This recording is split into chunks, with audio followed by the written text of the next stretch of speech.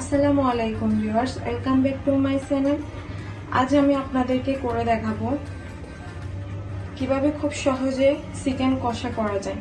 তো এটা করার জন্য আমি এখানে পেঁয়াজ নিয়ে নিয়েছি পরিমাণ মতো, এরপর আদা রসুনের পেস্ট নিয়ে নিয়েছি, এরপর নিয়ে নিয়েছি টমেটোর পেস্ট, এরপর হচ্ছে যে লবণ, পরিমাণ মতো তেল, আর এখানে নিয়ে নিয়েছি আমি মরিচের গুঁড়া, রসুনের গুঁড়া, জিরা ধনিয়ার গুঁড়া, এরপর হচ্ছে যে তেজপাতা, তারপর হচ্ছে যে এলাচ, আর এখানে কিছু লবঙ্গ নিয়ে নিয়েছি।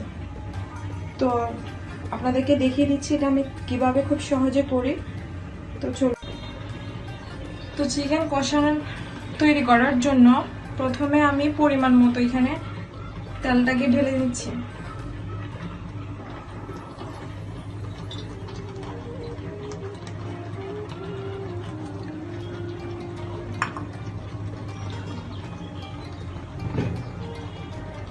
এরপর আমি এখানে অ্যাড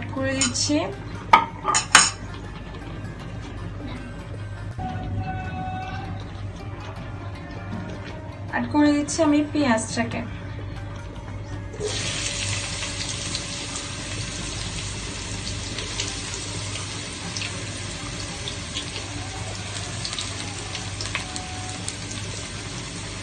চুলার আঁচটাকে একদম মিডিয়ামে রাখতে হবে।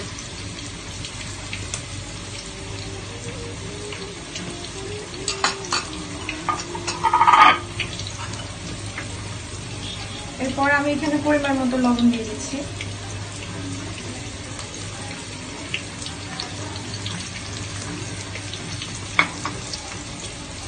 এরপর নেড়ে নিচ্ছি যাতে করে পেঁয়াজের কাঁচা গন্ধটা চলে যায়।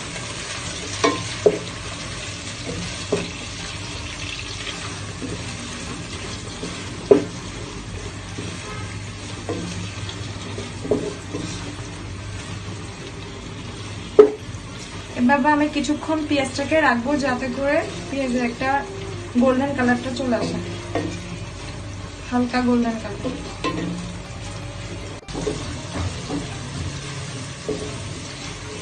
এরপর দেখতে পাচ্ছেন যে এটার কালারটা চেঞ্জ হয়ে গেছে। এখন এখানে আমি অ্যাড করে দিব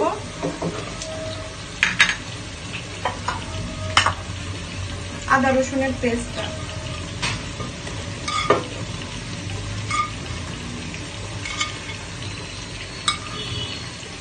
দিয়ে আবার ভালোভাবে নেড়ে দিব এটা।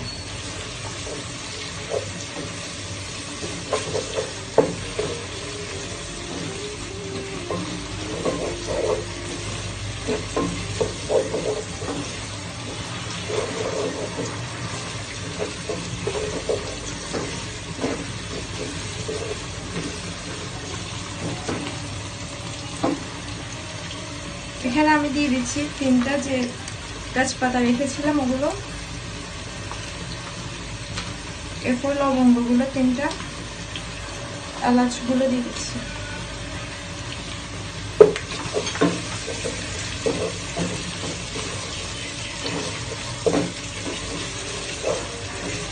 আঁচটাকে মিডিয়ামে রেখে রান্নাটা করতে হবে।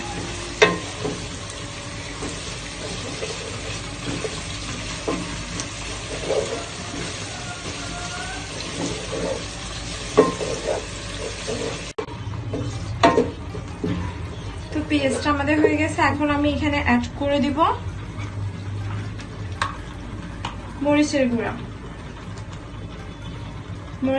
আমি এখানে 10 চামচ নিয়েছি। এরপর আবার এটাকে ভালোভাবে মিক্স করব।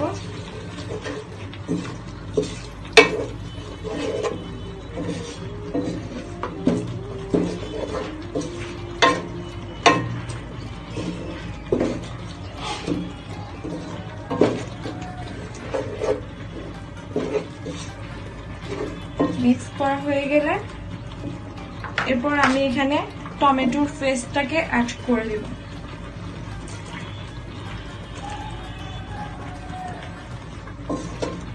এরপর আবার একটু কষিয়ে নিব।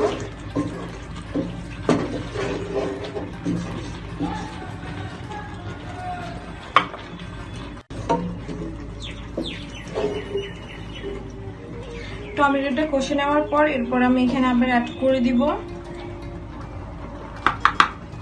হলুদের গুঁড়া। হলুদের গুঁড়া আমি এখানে 2 টেবিল চামচ দিচ্ছি, 2 টিস্পুন। এরপর ভালোভাবে আবার মিক্স করে নিব।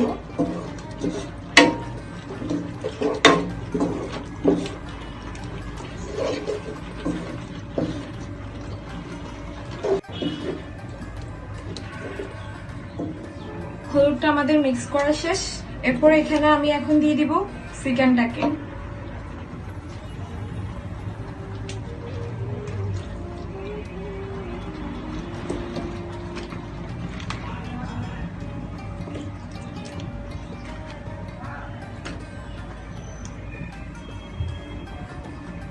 দেওয়ার পর আবার ভালোভাবে মিক্স করে নেব এটাকে।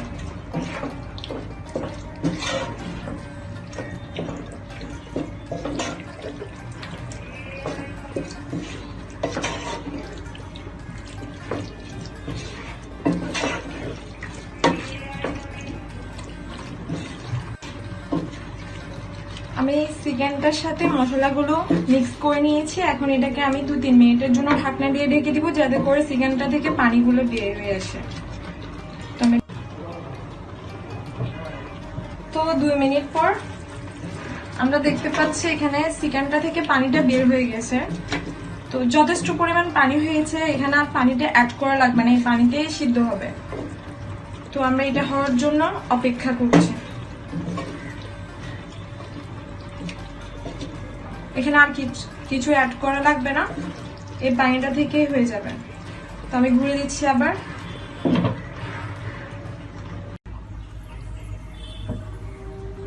তো আমাদের পানিটা টেনে গেছে। এখন আমরা এখানে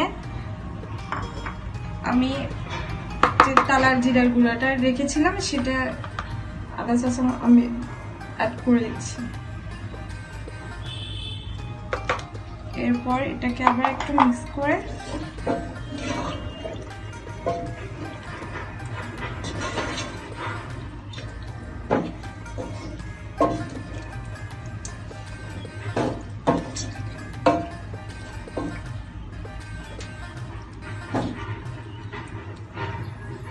এরপর আমরা এটা নামিয়ে পরিবেশন করে নেব।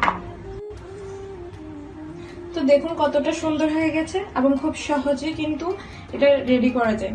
তো আশা করছি আপনারাও ট্রাই করবেন।